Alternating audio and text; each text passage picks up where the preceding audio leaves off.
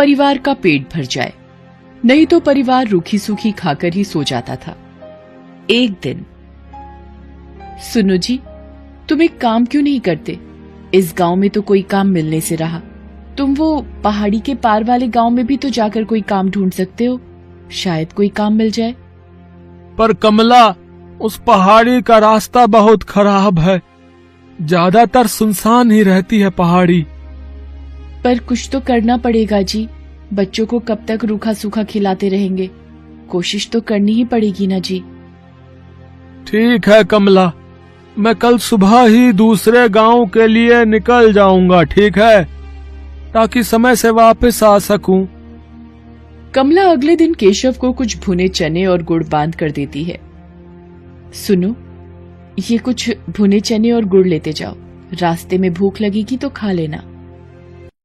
केशव मजदूरी करने के लिए दूसरे गांव निकल पड़ता है। वो उस पहाड़ी के रास्ते चलता जाता है। आधे रास्ते चलने पर केशव थक जाता है। वो सोचने लगता है, थोड़ी देर यहीं इस पेड़ के नीचे आराम कर लेता हूँ, फिर आगे बढ़ूंगा। अरे, कमला ने ये भुने हुए चने और गुड़ दिया था, थोड़े खाकर भूख मिटा लेता हूँ। केशव जैसे ही चने और गुड़ खाने लगता है, एक चींटी उसके पास आती है। भैया, क्या थोड़े से गुड़ और चने मुझे दे सकते हो? मैं और मेरी बहनें भूखी हैं। हमने बहुत दिनों से कुछ नहीं खाया है। तुम्हारी बड़ी मेहरबानी होगी। हाँ हाँ, ये लो, तुम इन गुड़ और चनों से अपना और अपनी बहनों का पेट भर लो। चींटी खुशी खुशी वो गुड़ और चने अपनी बहनों को खिलाती है। जैसे ही चींटियां गुड़ और चने खाती हैं, देखते ही देखते वो सब सुंदर परियां बन जाती हैं। केशव ये सब देखकर हैरान रह जाता है। शुक्रिया रागी, आज तुम्हारी वजह से हम श्राप से मुक्त हो गई।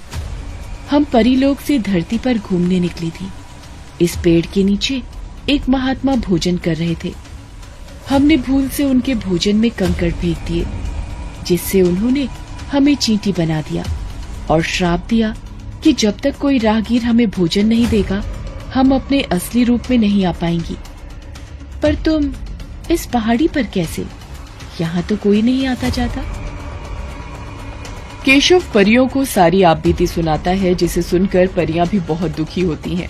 वो केशव से कहती हैं, तुम चिंता मत करो केशव, तुमने आज हमारी सहायता की है, इसलिए हम भी बदले में तुम्हें कुछ देना चाहते हैं। ये जादुई चूल्हा है, इस पर बर्तन रखते ही ये जल उठेगा और तुम जो भी कुछ खाने को मांगोगे बर्तन में पक जाएगा।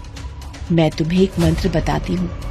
जैसे ही तुम एक थी दुल्हन एक था दूल्हा, बंद हो जा जादुई चूल्हा बोलोगे, चूल्हा खाना पकाना रोक देगा। केशव को जादुई चूल्हा देकर परियां अपने लोक में वापस चली जाती हैं। केशव वो चूल्हा लेकर खुशी खुशी घर वापस आ जाता है। अरे, तुम तो बहुत जल्दी वापस आ गए, और ये चूल्हा कैसा? अरे कमला, रुको, मैं तुम्हें एक जादू दिखाता हूँ। तुम एक पतीली लेकर आओ। हाँ। कमला एक खाली पतीली लेकर आती है। केशव पतीली को जादुई चूल्हे पर रखता है और चूल्हा जल उठता है। केशव दाल बोलता है और पतीली दाल से भर जाती है। केशव एक एक करके चूल्हे पर बर्तन रखता जाता है और मिनटों में सारा खाना बनकर तैयार हो जाता है। ये देखकर कमला और बच्चे बहुत खुश होते हैं। देखा कमला, मिनटों में सारा खाना इस चूल्हे पर तैयार हो रहा है। और कुछ चाहिए तो बोलो। बस बस, अभी इतना बहुत है हमारे लिए। ठीक है, मैं इस चूल्हे को अब बंद कर देता हूँ। एक थी दुल्हन एक था दूल्हा, बंद हो जा जादुई चूल्हा। केशव मंत्र बोलता है और चूल्हा बंद हो जाता है। अब केशव के परिवार को भूखा भी नहीं सोना पड़ता था। एक दिन, सुनो जी, मैं सोच रही हूँ क्यों ना हम एक चाय का ढाबा खोल लें। इस चूल्हे पर चाय और पराठे बनाकर बेचा करेंगे। इससे थोड़ी कमाई भी होनी शुरू हो जाएगी और तुम्हारी काम की तलाश भी बंद हो जाएगी। कह तो तुम ठीक रही हो कमला, बिल्कुल ठीक है। मैं एक दुकान किराए पर ले लेता हूँ। जो पैसे आएंगे उससे किराया भी भर देंगे और घर खर्च भी निकल आएगा। केशव घर के नजदीक ही एक छोटी सी दुकान किराए पर ले लेता है और जादुई चूल्हा रखकर चाय बनानी शुरू कर देता है। धीरे धीरे केशव का चाय नाश्ते का ढाबा चल पड़ता है। आने जाने वाले लोग केशव के ढाबे पर रुककर चाय पराठे खाया करते थे। जिन गरीबों के पास पैसे नहीं होते थे, केशव उन्हें मुफ्त में ही खाना बांट दिया करता था। उसे अपनी गरीबी के दिन याद थे। धीरे धीरे केशव की गरीबी की हालत में सुधार होने लगता है। एक दिन, अरे भाई केशव, कैसे हो? अरे मोहन, अरे तुम शहर से कब आए भैया? हैं? गांव का तो रास्ता ही भूल गए लगता है। बस काम से फुर्सत ही नहीं मिलती। वो तुम्हारी भाभी को यहाँ गांव में कुछ काम था ना, तो 2-1 दिन के लिए आए हैं। मैंने सुना है तेरे तो वारे न्यारे ही हो गए हैं। तूने ढाबा खोल लिया यार, जिसकी चर्चा पूरे गांव में हो रही है। हाँ मित्र, बस सब भगवान की कृपा है। बात कुछ और ही है। ये ऐसे नहीं मानेगा, मुझे सच का पता लगाना ही होगा। अगले दिन केशव ढाबे पर जाता है। मोहन भी उसके पीछे पीछे जाता है।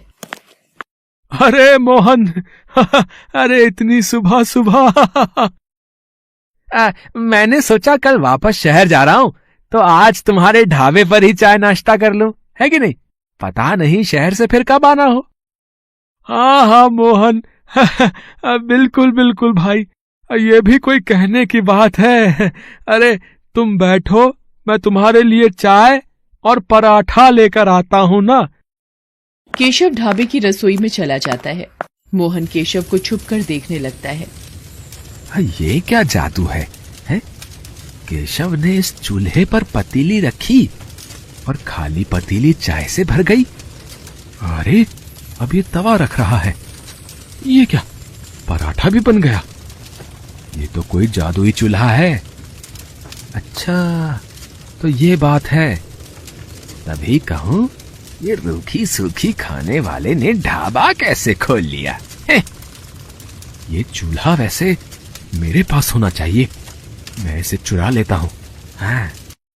शाम को जब केशव घर लौट जाता है, मोहन रात के वक्त चूल्हा चुराकर पत्नी के साथ शहर भाग जाता है। केशव जब ढाबे पर आता है, चूल्हा गायब होता है। अरे कमला, कमला, अरे हमारा जादुई चूल्हा चोरी हो गया है। अब हम क्या करेंगे? कैसे पैसे कमाएंगे? सुनो जी, जो हो गया सो हो गया। इस बहाने हमें मार्गदर्शन तो मिला। अब आप एक नया चूल्हा लेकर इस ढाबे को आगे बढ़ाओ। देखना, आपकी मेहनत रंग लाएगी। केशव एक मेहनती व्यक्ति था, इसलिए उसने फिर से एक नई शुरुआत की। उधर जब मोहन अपनी पत्नी के साथ शहर में अपने घर पहुंचा। जाओ शीला, एक खाली पतीली ले आओ। अभी तुम्हें इस चूल्हे का जादू दिखाता हूँ। जादुई चूल्हे, मुझे पुलाव चाहिए, पुलाव। चूल्हे पर बर्तन रखकर मोहन ने जैसे ही पुलाव बोला, चूल्हा जलने लगा और पुलाव बनता चला गया। मोहन चूल्हे को फूंक मार मार कर बंद करता रहा, पर वो बंद ही नहीं हो रहा था। अरे ये चावल बनने तो बंद ही नहीं हो रहे। अरे ऐसे तो पूरा कमरा भर जाएगा। हम दोनों चावल के ढेर में दबकर मर जाएंगे। शीला, क्या करूं? कुछ समझ नहीं आ रहा है। अब तो एक ही रास्ता है, इस चूल्हे को तोड़ दो। हाँ, ये ठीक रहेगा। मैं इस घटिया चूल्हे को तोड़ देता हूँ। मोहन गुस्से में चूल्हे को पटक कर तोड़ देता है। चूल्हे के 2 टुकड़े हो जाते हैं और जादू खत्म हो जाता है। चूल्हे की जगह मिट्टी का ढेर पड़ा रह जाता है। केशव को जादुई चूल्हे की मदद से काम मिल जाता है और वो मेहनत से पैसे कमाने लगता है, जबकि मोहन के हाथ में आकर जादुई चूल्हा मिट्टी हो जाता है। किस्मत भी उनका ही साथ देती है, जो ईमानदार और नेक दिल होते हैं। चोर और मक्कार व्यक्तियों के हाथ सदा ही खाली रह जाते हैं।